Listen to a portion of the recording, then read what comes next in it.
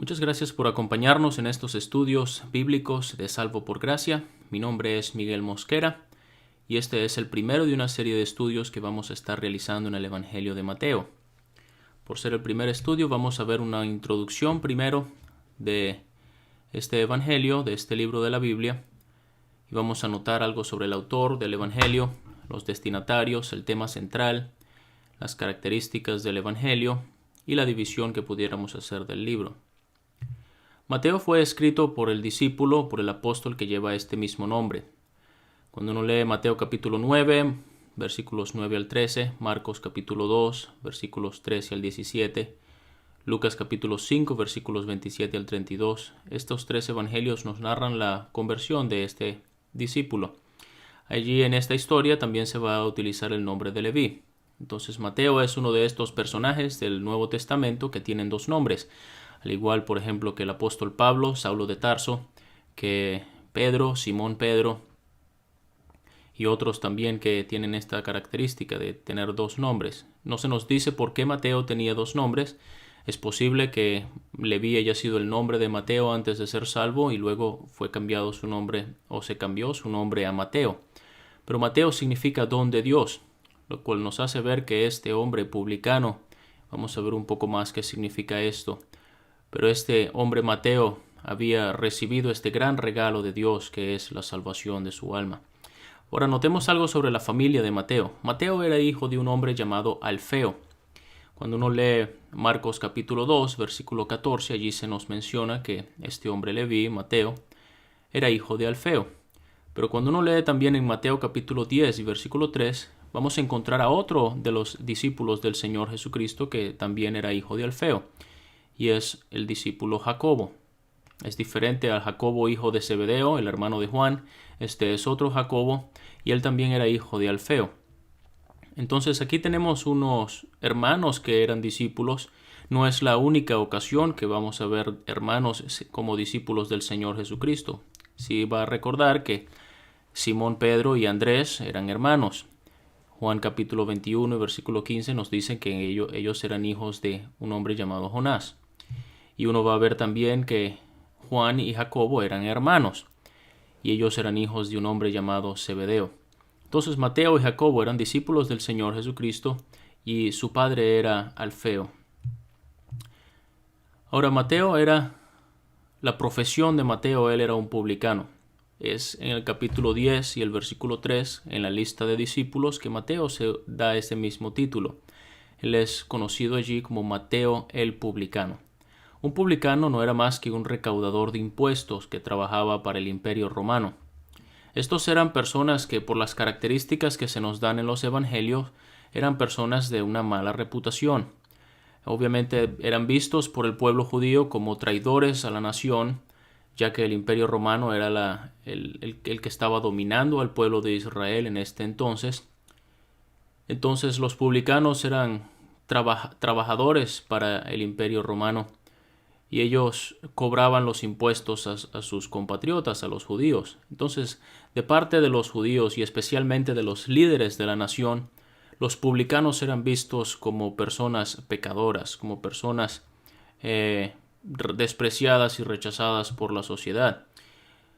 Uno ve en Mateo capítulo 9, versículo 10, ellos son contados con los pecadores, publicanos y pecadores. Mateo capítulo 21 y versículo 31. Son los publicanos y las rameras. Entonces ese era el grupo de personas con los cuales era asociado los publicanos. Uno lee de Juan el Bautista diciéndole a los publicanos que venían a él y le preguntaban qué debían hacer. Él les decía: no exijan más de lo necesario, porque era algo frecuente y por lo cual eran conocidos mucho los publicanos. Aprovechándose de la autoridad romana que ellos tenían, ellos abusaban de ese derecho y extorsionaban al pueblo y defraudaban al pueblo de forma deshonesta. En Lucas capítulo 19 y versículo 8 leemos de este hombre Zaqueo, ¿verdad? Que él dice: si había defraudado a alguno, se lo devolvía cuadruplicado. Era muy frecuente que los publicanos le ponían valores ficticios a los bienes y a las propiedades con el fin de cobrar más impuestos. Buscaban la manera de obtener dinero y obtener ganancias a través del cobro de impuestos. Y Mateo entonces era uno de estos publicanos. Vamos a notar que, por supuesto, el llamamiento de este hombre Mateo, cuando el Señor Jesucristo llega a la mesa de los tributos públicos y le dice, sígueme, no solamente marca una diferencia y un cambio en la vida de este hombre Mateo, sino que también va a ser una diferencia en el ministerio del Señor Jesucristo. Porque a partir de este momento, cuando el Señor Jesucristo recibe a los publicanos, Él va a ser también despreciado, el Señor Jesucristo va a ser despreciado por los líderes de la nación, cuando ellos hablan que este es amigo de pecadores y de publicanos y comenzaban a murmurar acerca de él. Y no es la única ocasión en que van a hacer esto, pero la identificación del Señor Jesucristo con Mateo también marca un cambio en el ministerio del Señor Jesucristo. Pero sobre todo marcó un cambio en la vida de este hombre Mateo, de ser un publicano, de ser una persona que era contado con los pecadores y asociado con los pecadores para venir a ser un discípulo del Señor Jesucristo. Uno va a leer, por ejemplo, un comentarista llamado Alfred Edersheim, que él nos dice que los rabinos de Palestina se sentían justificados en su intenso rechazo de los publicanos, al punto que los llevaba a declararles incapaces de llevar testimonio en una corte judía. Les prohibían ofrendar. Les consideraban no solamente en el mismo grupo de los paganos y prostitutas, sino también de los bandidos y asesinos, e incluso los excomulgaban. También consideraban legal hacer declaraciones falsas, mentir o hacer lo que fuese posible para evitar pagar los impuestos. Entonces, tal era el rechazo que el pueblo de Israel tenía hacia los publicanos. Pero Mateo sería un publicano que vivía en Capernaum, como nos relatan los evangelios. Probablemente estando en Capernaum sería el encargado de la ruta principal que unía Damasco con Jerusalén. Marcos, el evangelista Marcos, nos va a relatar también que el Señor Jesucristo se encontró con Mateo en su camino hacia el mar. Entonces es posible que Mateo también haya tenido a su cargo los impuestos de los puertos y los impuestos marítimos. Mateo también era un hombre de buena posición económica. Cuando uno lee en el Evangelio de Lucas que cuando él fue salvo, dice que él hizo un gran banquete al Señor Jesucristo e invitó a muchos de sus amigos, de pecadores y publicanos, a este banquete. Siendo Mateo un publicano, también estaría acostumbrado a juntar, a agrupar monedas y bienes. Uno va a ver esto a lo largo de su evangelio. Por ejemplo, en las genealogías, él agrupa la genealogía en grupos de 14. Uno lee en el capítulo 25 el Señor Jesucristo reuniendo a las naciones para juicio. Pero sobre todo por la palabra sínago, la palabra en griego sínago, que significa reunir o congregar o juntar. De las 73 veces que aparece en el Nuevo Testamento, 26 están en el Evangelio de Mateo. Una de ellas, muy conocida, en el capítulo 18 y versículo 20, donde están 2 o 3 congregados en mi nombre, allí estoy yo en medio de ellos. Mateo es una muestra de la maravillosa gracia de Dios. ¿Cómo es que un hombre pecador, un hombre despreciado incluso por la sociedad, su desprecio no es que él era víctima del trato de otras personas. El desprecio que las personas o que el pueblo de Israel tenía hacia los publicanos era bien ganado. Pero en el caso de Mateo fue un hombre que de una vida oscura y de pecado fue rescatado por la gracia de Dios para venir a ser útil y para venir a escribir el primer libro del Nuevo Testamento y los relatos de la vida del Señor Jesucristo. Nos hace pensar en el versículo de 1 de Corintios capítulo 1 y versículo 28, donde se nos dice que lo vil del mundo y lo menospreciado escogió Dios, y lo que no es, para deshacer lo que es, a fin de que nadie se jacte en su presencia. Ahora, ¿quiénes eran los destinatarios del Evangelio de Mateo? No se nos dice directamente que haya sido dirigido a un grupo en particular. Era un evangelio, es un relato sobre los acontecimientos de la vida del Señor Jesucristo, y eso nos hace ver que en ese sentido el evangelio de Mateo es simplemente dirigido a todas las personas. Pero es muy probable que Mateo haya tenido principalmente a los judíos al escribir su evangelio. Vamos a ver algunas de estas razones, el por qué pensamos así. Uno va a ver que el Evangelio de Mateo tiene una gran cantidad de citas del Antiguo Testamento, de las profecías que estaban escritas acerca del Mesías. En muchas de ellas aparece la referencia de que lo que ocurrió fue para que se cumpliera lo dicho por el profeta. Mateo, en el capítulo 10, versículo 6 y el capítulo 15, versículo 24, registra las palabras del Señor Jesucristo de que Él fue enviado a las ovejas perdidas de la casa de Israel. Y solamente el Evangelio de Mateo hace referencia a estas palabras del Señor. Luego también vemos que Mateo es el único que menciona la mentira sobre la resurrección que tramaron los principales sacerdotes y los líderes del pueblo, y que se dice que se ha divulgado entre los judíos hasta el día de hoy. Eso está en Mateo capítulo 28, versículo 15. Entonces, estas son algunas de las razones que nos hace pensar que Mateo tenía en mente, en primer lugar, a los judíos. Pero nuevamente decimos, este es un libro, este evangelio fue escrito para ti, fue escrito para mí, fue escrito para todas las personas, y nos relatan los acontecimientos de la vida del Señor Jesucristo aquí en la tierra. Como tema central, uno pudiera pensar que el tema central del Evangelio de Mateo es la demostración de que Jesús era el Mesías prometido. De allí toda esta cantidad de citas del Antiguo Testamento que son para que se cumpliera lo escrito por el profeta. Y por supuesto, Mateo, hablándole al pueblo de Israel o escribiéndole al pueblo de Israel, él quiere que ellos sepan que Jesús es precisamente el Cristo. Vamos a ver algunas características del Evangelio de Mateo.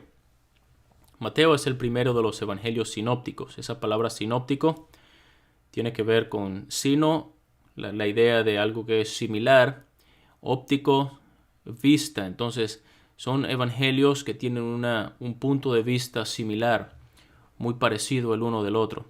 Y normalmente se conocen a Mateo, Marcos y Lucas como los evangelios sinópticos, porque el evangelio de Juan tiene un enfoque bastante diferente a los otros evangelios. Ahora, esto no significa que esta sea una repetición de los mismos acontecimientos. Vamos a ver que cada uno de los evangelios tiene un enfoque distinto hacia la persona de Cristo. Mateo presenta su evangelio en forma temática más que en forma cronológica. La expresión el reino de los cielos aparece 32 veces en Mateo y no aparece en ningún otro evangelio. Otra característica de este evangelio es que el título Hijo de David aparece más en el evangelio de Mateo que en cualquier otro evangelio.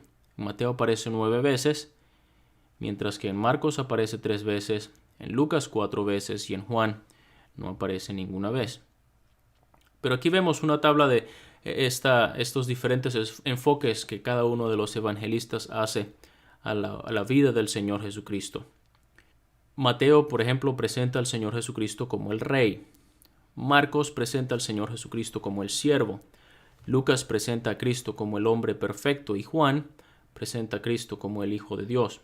Si uno trae o hace el paralelo con el libro de Ezequiel, capítulo 1 y versículo 10, donde se mencionan a estos seres que tienen diferentes rostros y cada uno de estos rostros tiene una figura distinta. Allí vamos a encontrar 4 rostros diferentes y cada uno de estos rostros nos hace pensar en alguna característica precisamente de estos enfoques que los evangelistas le dan al Señor Jesucristo. Entonces uno puede ver Mateo asociado con el rey. El animal allí es el león, el rey de la selva. Uno ve a Marcos y el que presenta a Cristo como el siervo y el animal que es figura es el buey, es figura del servicio, del trabajo. Lucas, el hombre perfecto, es asociado al rostro de hombre. Y Juan, que es el que nos habla acerca del Hijo de Dios, y la figura en Ezequiel capítulo 1 sería el águila, el animal de los cielos. Vamos a ver algunas palabras clave.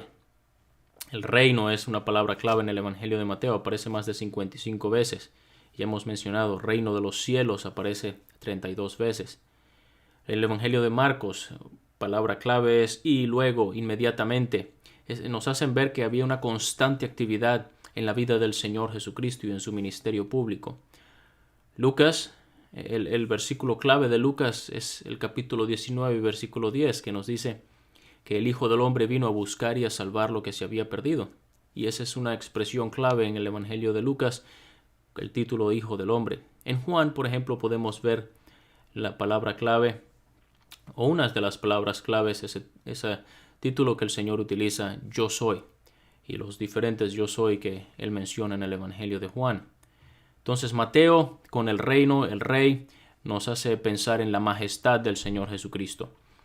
Marcos, como el siervo, y la actividad, nos hace pensar en la actividad del Señor Jesucristo. Lucas, como el hombre perfecto, o mejor dicho, presentando a Cristo como el hombre perfecto, nos hace ver la humanidad del Señor Jesucristo.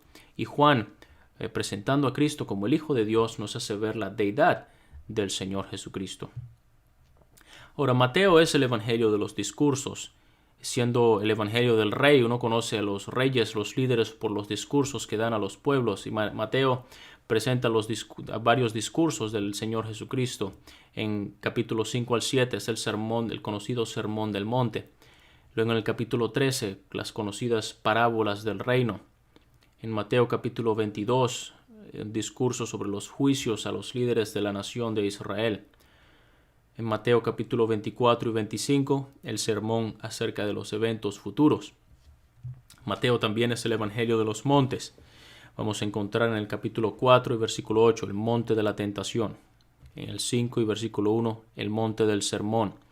En el capítulo 14 y versículo 23 el monte de la oración. En el capítulo 15 y versículo 29 al 31 el monte de la sanación. Capítulo 17 versículo 1 el monte de la transfiguración. Capítulo 21, versículo 1, el monte de la comisión. El capítulo 24 y versículo 3, el monte de la revelación. Y finalmente en el capítulo 28 y versículo 16, el monte de la ascensión. Ahora, ¿cómo pudiéramos dividir el libro de Mateo? De una forma muy sencilla y quizás bastante práctica, pudiéramos dividirlo en 3 partes.